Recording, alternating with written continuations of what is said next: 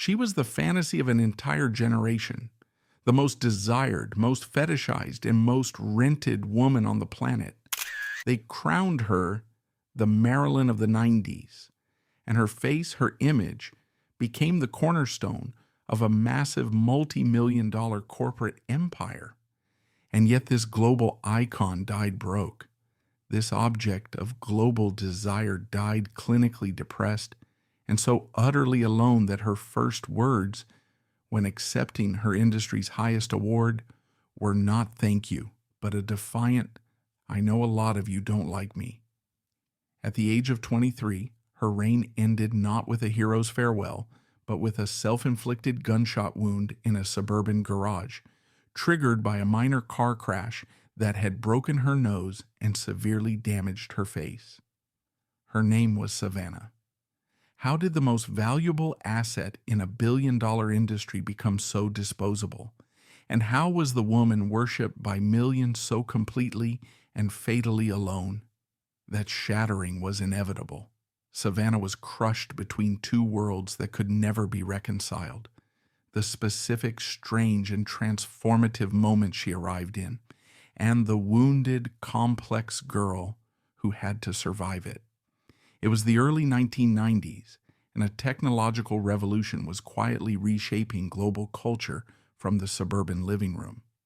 The key was the video cassette recorder, the VCR. In the 1980s, the adult industry had its golden age, a period of raw, risky 16mm film notoriety.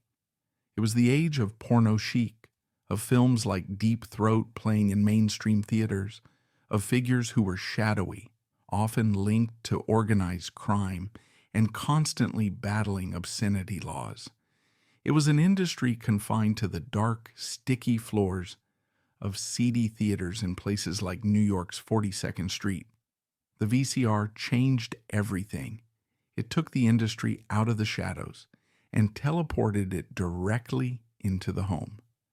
Privacy, accessibility, and affordability converged. Suddenly, the market wasn't just a niche group of trench-coated urbanites, it was the entire world. It was the businessman in a hotel room, the couple in the suburbs, the college student in a dorm. The demand, now unleashed from social stigma, was bottomless. And the industry, sensing this seismic shift, morphed from a back alley hustle into a sleek, polished billion-dollar corporate enterprise. This was the new wave of adult cinema. This new wave wasn't just selling desire. It was selling personality. It was selling stars. The studios that emerged as the new titans, chief among them, Vivid Video, weren't run by street hustlers. They were run by businessmen who understood marketing. They understood branding. They were, in effect, the new Hollywood studio system. They recognized that the VCR hadn't just created a new market. It had created a new relationship between the viewer and the performer. Viewers had their favorites. They would rent a movie, not for the plot, but for the person. The ultimate goal of this new system was not just an industry star, it was a crossover. The lines of culture were blurring. Rappers were becoming actors, models were becoming personalities, and shock jocks were becoming national celebrities.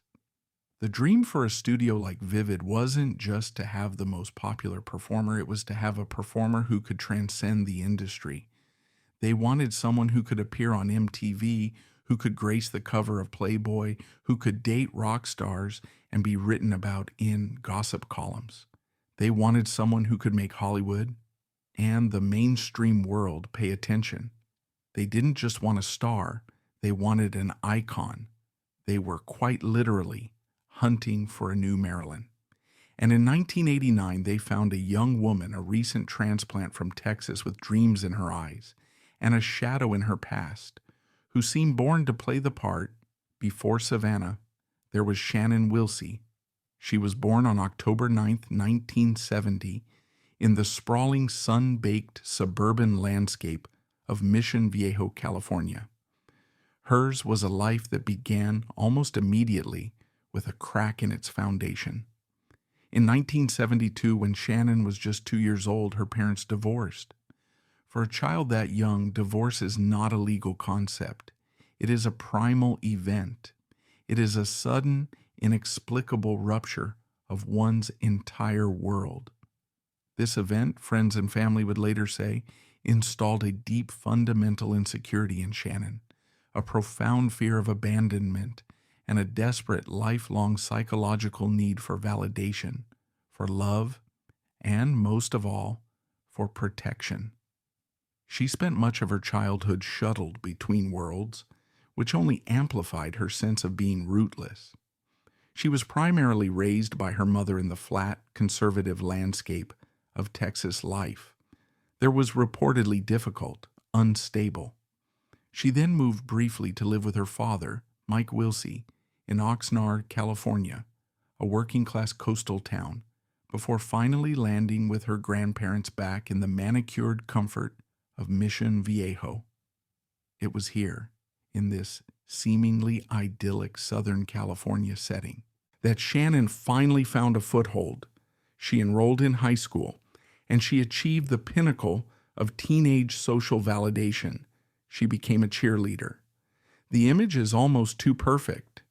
The smiling, popular, beautiful California girl. But it was a mask, a carefully constructed identity designed to win the approval she so desperately craved. Relatives and close associates described the girl behind the smile as a deeply sensitive, profoundly complex soul. She was plagued by a crushing self-doubt and a loneliness that seemed to radiate from her. This wasn't just teenage angst. There was a darker reason, a secret she carried. According to her manager, Nancy Pera, Shannon confided years later that she had been taken advantage of as a child. It was a trauma that, if true, would explain everything. The deep-seated unhappiness, the feeling of being damaged, the desperate need to be loved and protected, and the profound distrust of the world.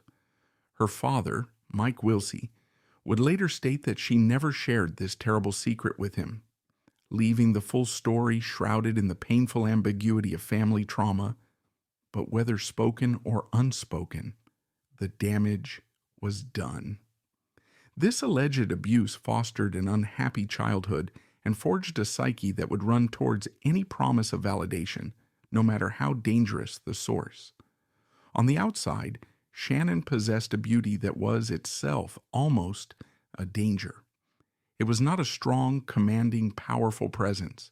It was not the beauty of an Amazon. It was a fragile, delicate, almost translucent vulnerability. Her features were perfectly symmetrical, her eyes wide and pleading. It was the kind of beauty that Hollywood and the world loves to exploit. A beauty that invites possession. A beauty that whispers, "Save me." A beauty that the industry loves to commodify, package, and consume until there is nothing left. Shannon's teenage years were far from stable, and they were about to take a sharp, definitive turn. While still in high school, at just 16 years old, she met a man who represented everything her small-town life was not. The rock and roll legend Gregg Allman, then in his late 30s, was rock royalty, a figure from a world of fame, excess, and mythical status. Shannon began dating him. For a couple of years, she didn't just date him, she went on tour with him. Imagine this transition. One moment, you are a high school cheerleader worried about algebra and curfews. The next, you are living on a tour bus with backstage access, surrounded by the machinery of fame. This early intense exposure to the high-stakes world of celebrity set the stage for her entire future. It taught her that her beauty was a passport. It fused in her mind love with fame, validation with excess, and it set an impossible standard for what normal life could be. How could a 9-to-5 job or a college boyfriend ever compete with the adrenaline of a stadium show?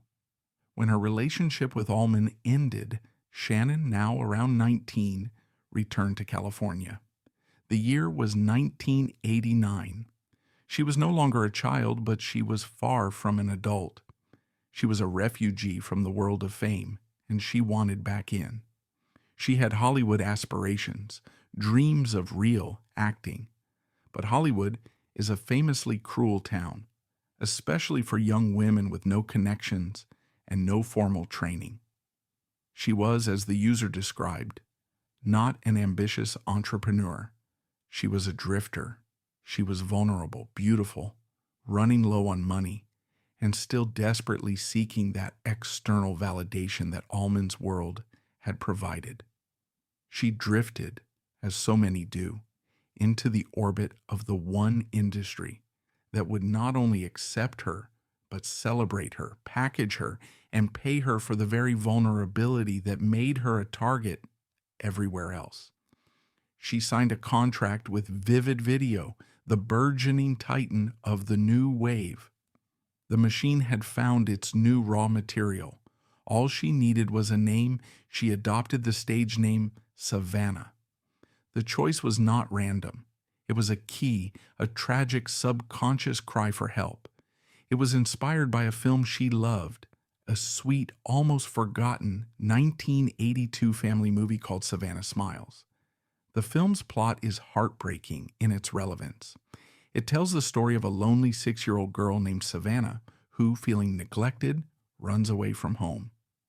She ends up in the care of 2 bumbling small-time convicts who, against their better judgment, find themselves protecting her, loving her, and ultimately risking their own freedom to keep her safe.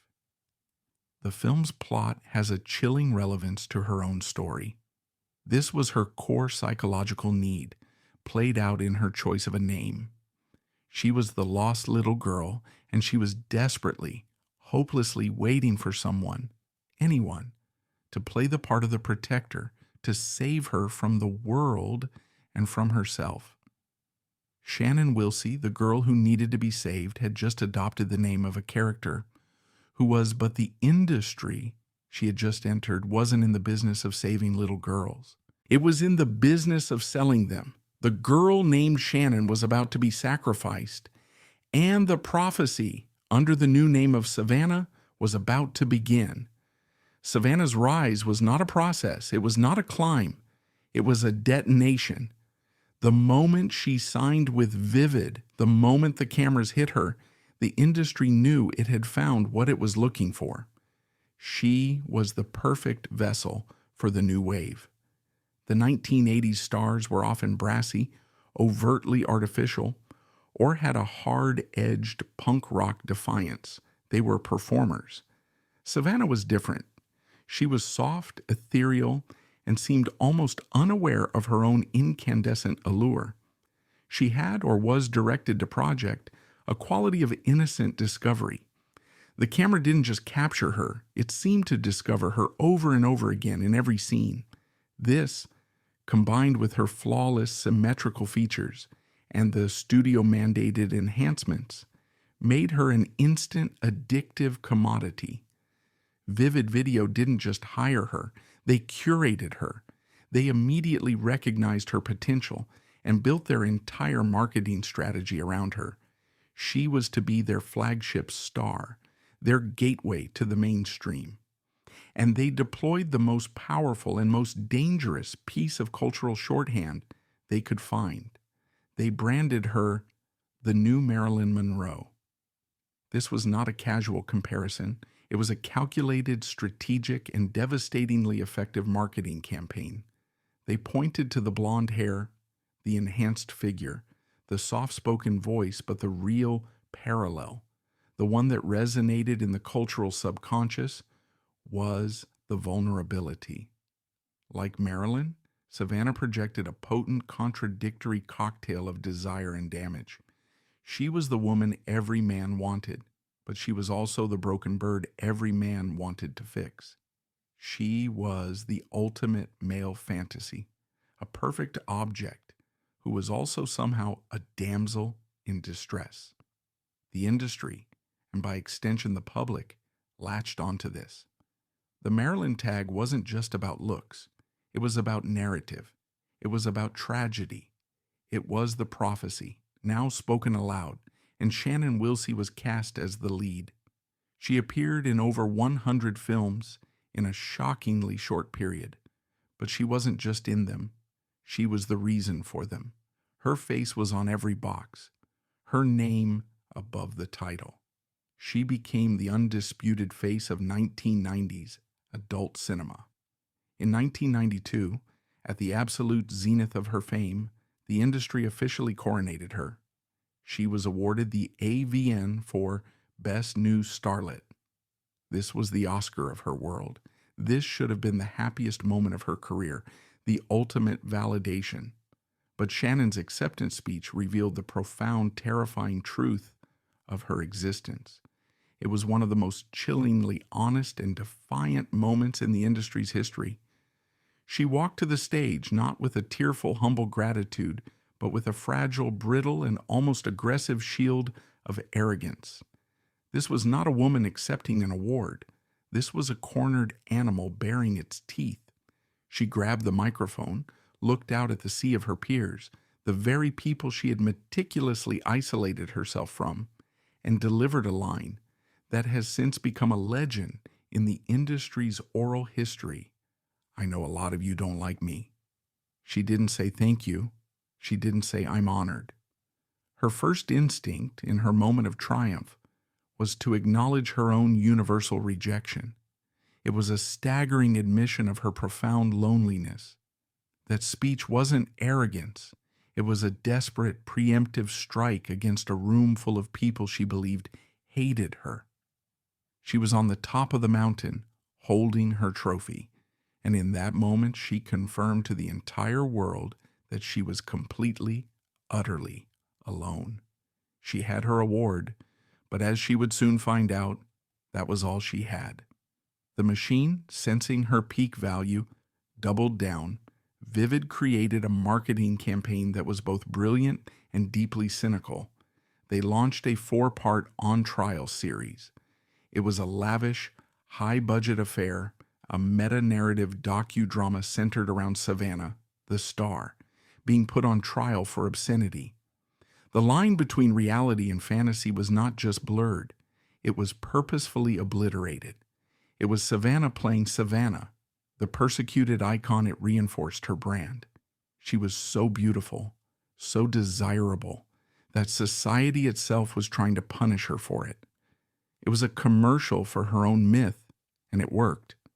The on-trial series was a massive hit, and it cemented her status. And it wasn't just the adult world that was watching. Hollywood and its satellites started to notice this was the dream, the crossover. Shannon, the girl who had been transported by Gregg Allman's fame, was now generating her own. Or at least, celebrity adjacent, she began appearing alongside and on the arms of the biggest names of the era.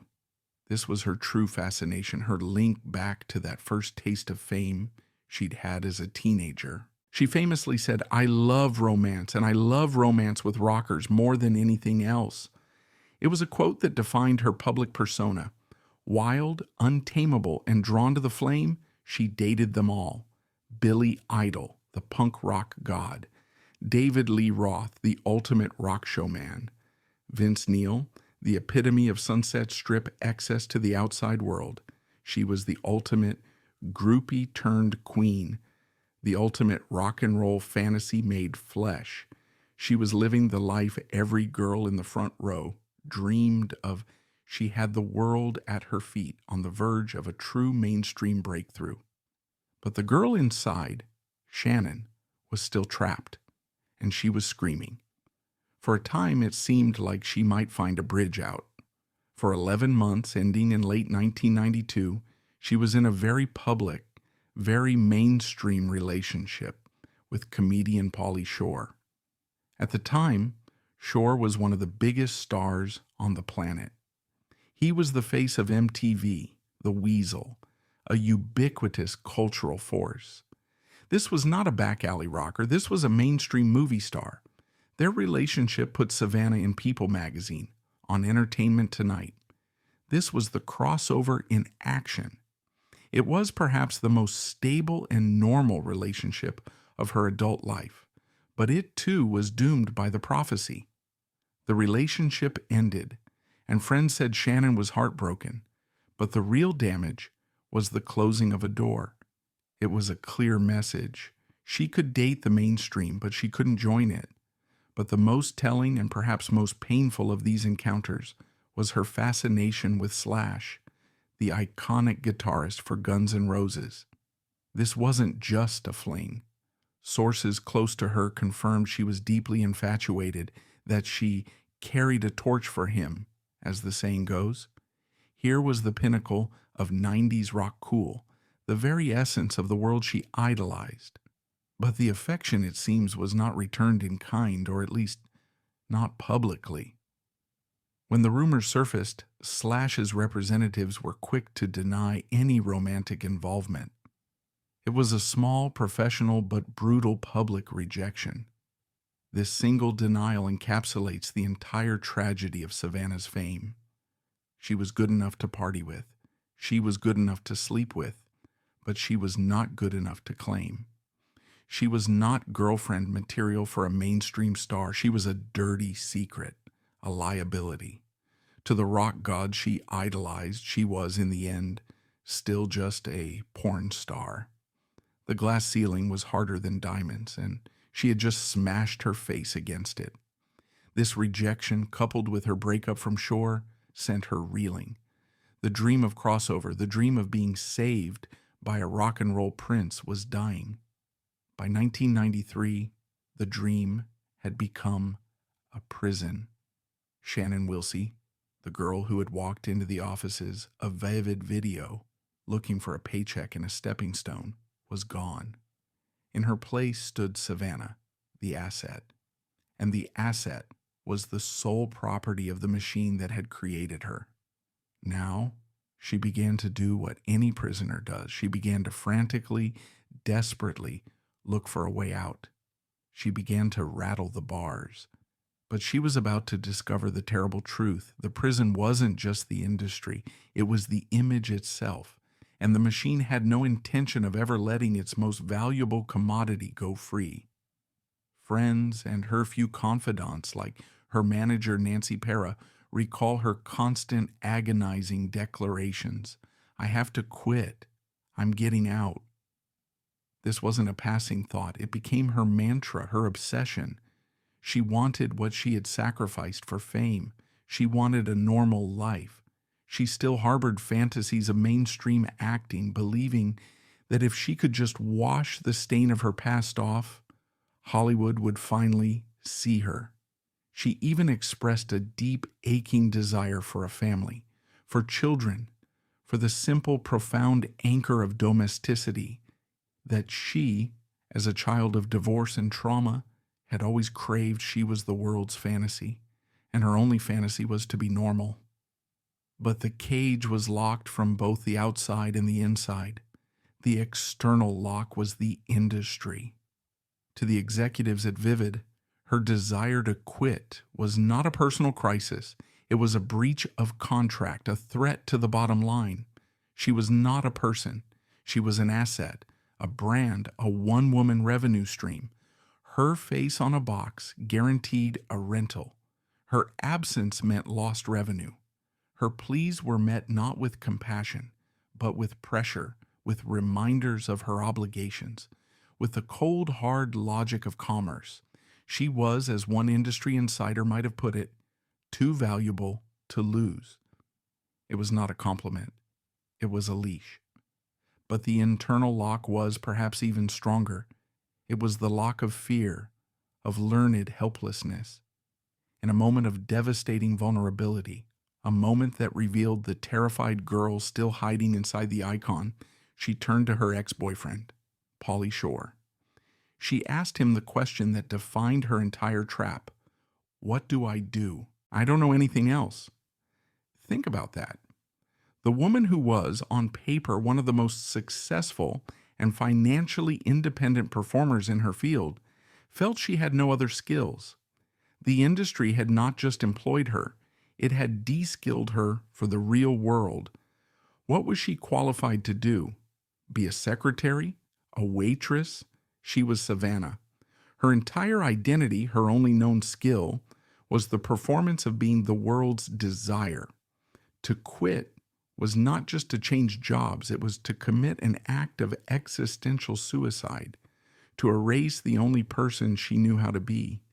And so, trapped between an industry that would not let her go and a real world she was terrified to enter, Shannon turned to the classic escapes of the imprisoned. She began a frantic, desperate, and ultimately fatal sprint to medicate the pain. The partying of her early fame now metastasized into a full-blown, crippling addiction. It was a textbook response to trauma and pressure. Cocaine, the fuel of the 90s, was her upper. It allowed her to maintain the Savannah persona, the bubbly, energetic, up-for-anything fantasy. It gave her the energy to be the wild child rocker girlfriend, to be the tireless performer on set. But the highs of cocaine are notoriously short, and they are followed by devastating paranoid lows. To manage the crash, there was alcohol. And when the alcohol and the cocaine weren't enough to silence the screaming in her head, the voice of Shannon, the voice of the trauma, the voice of the loneliness, she turned to alcohol. It was also widely rumored that she began using heroin to silence the noise. This was not recreational. This was not glamorous dysfunction. This was a desperate attempt to annihilate her own consciousness, to find a few hours of peace from the crushing weight of being Savannah. The escape was the prison. Her addictions made her unreliable, difficult, and further damaged her prospects of ever leaving. The machine now had another hold on her. She was the damaged goods she so feared becoming. And damaged goods are cheap, and they are disposable. And this led to the next bar in her cage, the desperate maintenance of the asset. Her body, her face was her currency. It was her only currency. And now, under the relentless assault of drugs, alcohol, and stress, the asset was beginning to depreciate. Her appearance, once luminous and perfect, was beginning to fade. This terrified her. She underwent more plastic surgeries, not out of simple vanity, but out of a desperate, professional panic. She was trying to repair the image, to keep the product on the shelf. But this only deepened the spiral. The surgeries, the recovery, the medication, it all fed the cycle of addiction and isolation. Her relationships, once a gateway to the mainstream, now simply mirrored her internal chaos. They were tumultuous, exploitative, and transient. The rock gods were replaced by men who were themselves embedded in the same culture of excess. They were men who saw Savannah, the party girl, the icon, the fantasy. They did not or could not see Shannon, the wounded, terrified woman drowning underneath. Each new relationship was a brief, frantic hope for salvation, and each one ended in a way that reinforced her deepest fear, that she was, in fact, unlovable. And then there was the final, most practical, and most brutal lock on her cage: money. This is the great, grim irony of her life. Savannah, the woman whose image sold millions of videos, the woman who should have been a millionaire, was broke. She was worse than broke. She was in severe, crippling debt. The money had come in fast and it had gone out faster. She had spent it with a frantic abandon, buying the lifestyle of the icon she was supposed to be. She bought expensive cars, like her famous white Corvette, designer clothes, and validation through extravagant gifts and relentless partying. She was trying to fill the void with things, and she had no one to guide her, no one to tell her to save, to invest, to pay her taxes. By 1994, the IRS was closing in. She owed a fortune in back taxes. Her savings were gone. This financial panic was the final nail. She couldn't quit. She couldn't afford to take a day off, let alone find herself or try mainstream acting.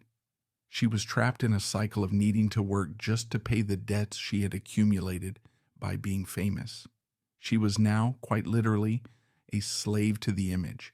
She had to continue being Savannah, not for fame or even for survival, but to pay off the ghosts of her past. This combination, the professional trap, the chemical prison, the emotional isolation, and the financial ruin, led to a complete and total psychological collapse. She was profoundly clinically depressed. She became paranoid, distrustful of everyone. She had built such a hard, wild, defiant exterior to mask her vulnerability that she had successfully pushed everyone away. Now, when she needed help the most, there was no one left to call who she truly trusted. She truly believed she had no real friends. And she began to speak the unspeakable to the few people who were left. She would say it with a chilling, matter-of-fact numbness. Maybe I should kill myself. And this is the dark final truth of the prophecy. The Marilyn Monroe of the 90s was not just a marketing slogan. It was a life sentence. She was famous, beautiful, desired by millions, and utterly, crushingly alone. The greatest tragedy was not that she was an icon. It was that in her darkest moments she would look in the mirror and not even believe in the icon. She, the woman built on the premise of perfect beauty, would confess to her friends her deepest, most painful secret. She never, not even for a moment, felt pretty enough. The fantasy was complete. The icon was a hollow shell, and all that was left was for the prophecy to reach its inevitable tragic conclusion. It all came to an end on a hot, suffocating night in July 1994. The prophecy was no longer a whisper. It was a deafening roar, and it was demanding its conclusion. Savannah was now 23 years old. 23, an age when most lives are just beginning. But for Shannon Wilsey, it was the final chapter in a novel she had never asked to write. The pressures that had been building for years had finally, fatally, converged. The IRS debt was no longer a distant threat. It was an imminent reality, a financial guillotine hanging over her. The addictions, her only shield against the pain, were now her jailers, demanding more and more of her, and in return, taking more and more of her asset, her beauty. Her career, once a supernova, was now stalled, sputtering. The A-list productions had dried up, replaced by the humiliating, grinding necessity of dancing engagements and personal appearances. She was, in every sense, on the clock. The night of July 10th bled into the morning of July 11th. Savannah had been doing what she always did, performing. She was at a party surrounded by the noise and the chaos that she used to drown out the silence. She was with a young man, a new romantic interest who was, in a painfully perfect metaphor for her own life, house-sitting for the band House of Pain. The very name was a cruel irony. In her prime, she had dated the stars, the Idols, the Neils, the Roths. Now, in her decline, she was with the entourage, the periphery. She was clinging to the edges of the world that had defined her. She had been partying late, the chemical courage a necessary prerequisite to face the world. After 2 a.m., she and her new companion left the party. She got behind the wheel of her Corvette. She was not sober. She was driving, as she had been living, erratically. She sped up the winding, notoriously dangerous roads of her hillside neighborhood. The man in the passenger seat grew terrified. He complained about her driving. He pleaded with her to slow down, to be careful. He was, in that moment, the voice of reason, a stranger trying to save her from herself. But Shannon Wilsey was insulated from reason. She was cocooned in the invincible, tragic narrative of Savannah. She brushed him off, her reply a haunting summary of her entire life, a mantra of denial she had repeated to herself, to her friends, to her father, and to the world for 5 long years. "I'm fine," she insisted. She lost control. The white Corvette, the chariot of her fame, the very symbol of her manufactured perfection, careened off the dark road and smashed into, of all things, a simple picket fence, a symbol of the very suburban, normal life she had both craved and despised. It was not a spectacular, fiery Hollywood explosion. It was a pathetic, almost mundane collision. The crash did not kill her. It did something in her mind so much worse. In the ringing chaos, she tasted blood. She reached up to her face. Her nose was broken. Her face, her only weapon as she saw it, was disfigured. The mirror, the one that had validated her, imprisoned her, and funded her, had finally literally cracked. This was not a medical emergency to her. It was an economic one. It was a professional apocalypse. In her pocket, figuratively, was a lifeline, a new dancing engagement booked at the Club Lace in Nyack, New York. It was set to start that very Monday. It was grueling, degrading work, but it was work. It was a payday, set to earn her up to $5,000 a night. It was money she desperately, critically needed to begin paying off the IRS, to keep the wolves at bay, to simply survive. Now, in an instant, that was gone. She understood the rules of the game with a cold, terrifying clarity. Her asset was damaged. The product was defective. The machine that had built her, the machine that was already growing tired of her, would now discard her. There would be no more chances. The future she both feared and clung to, the future where she was still at least Savannah, was over. In total, adrenaline-fueled, chemical-laced panic, she returned to her hillside home. Her first act upon returning was one of chilling, methodical clarity. Her friend, the man who had been in the car, was there. She sent him out. She gave him a task, a mundane errand that was, in reality, a strategic act of isolation.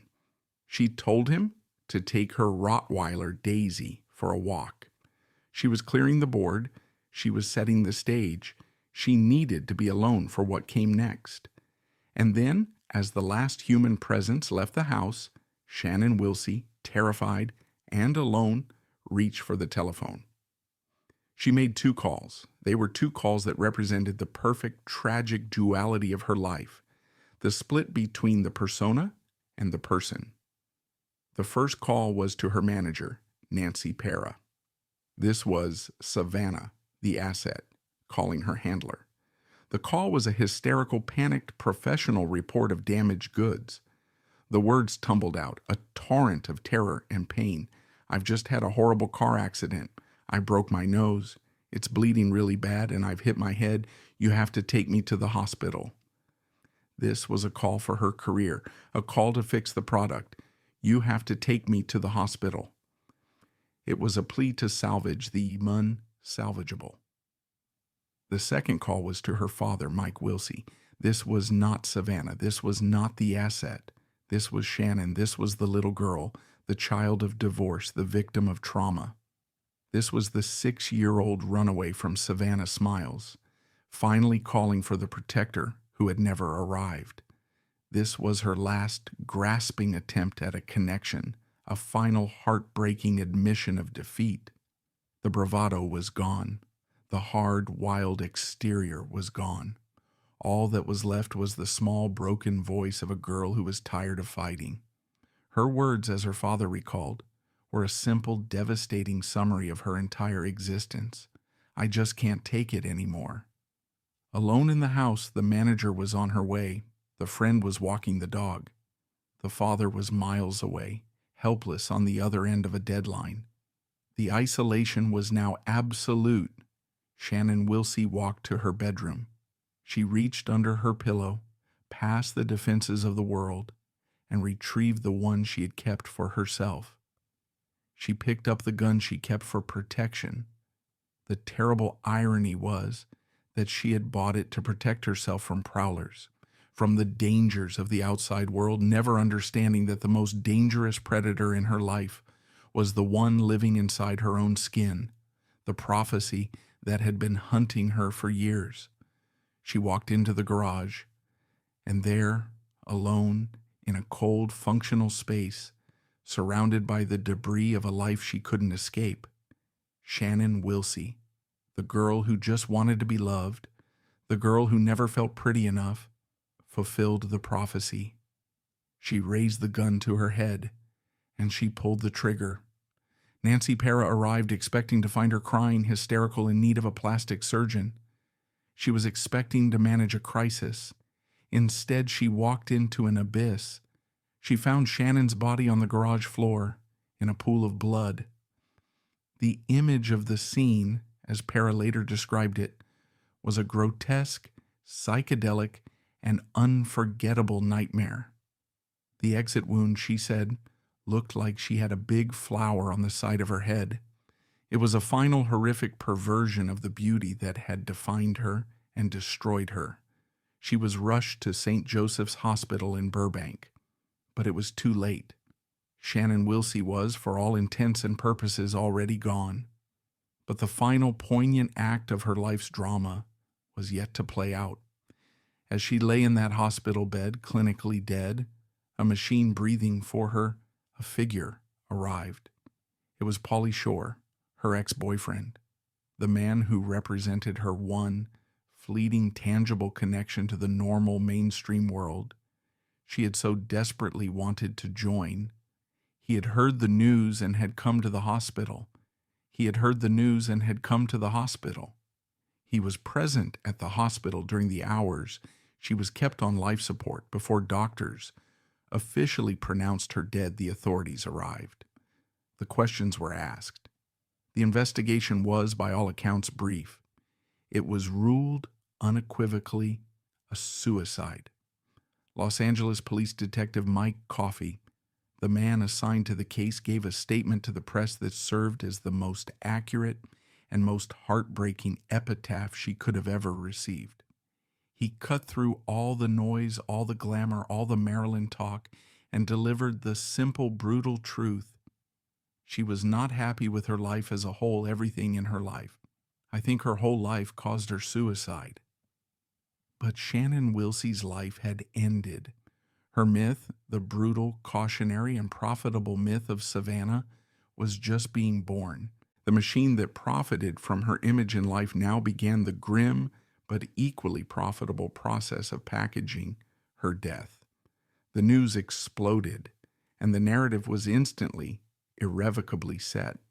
The media, in its relentless need for a simple story, seized on the crash. The face of an industry ruined. She lost her beauty, so she lost her life. It was an alluringly simple equation, and it was a convenient lie. It was a lie that absolved everyone, the industry, the culture, the consumers, of their complicity. The crash didn't kill Shannon Wilsey. It was merely the final symbolic event that confirmed a death sentence passed down years before. The story of Savannah is an indictment of an industry, but the story of Shannon Wilsey is an indictment of a culture. It is the story of a sensitive, vulnerable girl who, as a child, allegedly suffered a terrible trauma. It is the story of a girl who, as a result, developed a desperate, bottomless need for validation, love, and protection. And it is the story of a world that, instead of offering her that protection, saw her vulnerability as a product. We, the culture, are the ones who write the prophecy of the new Marilyn. We are the ones who demand a constant supply of beautiful, broken women to fetishize, to consume, and to discard. We find the wreckage so much more compelling than the simple happy flight. Her manager reflected that the facial injury from the crash was the final, unbearable trigger, and it was. Not because it damaged her beauty, but because it represented her unemployability. It was the symbolic cancellation of her very existence. The one weapon she had was gone. The machine would no longer pay her. The IRS would take her home. The chaos she had been running from her entire life had finally cornered her in that garage. She was not a goddess. She was not an icon. She was, in the end, Just a 23-year-old girl with no money, no skills, and no asset, who was in too much pain to see a way out. Society, the industry, and the culture at large didn't just let her die, they exploited her vulnerabilities to death. Her story is a brutal, timeless reminder. It is a reminder that behind every Marilyn, behind every icon, behind every fantasy, there is a human being, a person with a past, with wounds, and with a desperate, simple need to be loved for who they are, not for the image they project. Shannon Wilsey came to Hollywood looking for a protector, for the savior she'd seen in the movie Savannah Smiles. Instead, the world handed her a script, a pre-written prophecy. It demanded that she become Savannah, the Marilyn of the 90s. And the greatest tragedy of all is that she played the part perfectly right up until the very last inevitable scene, because that is exactly what the prophecy foretold.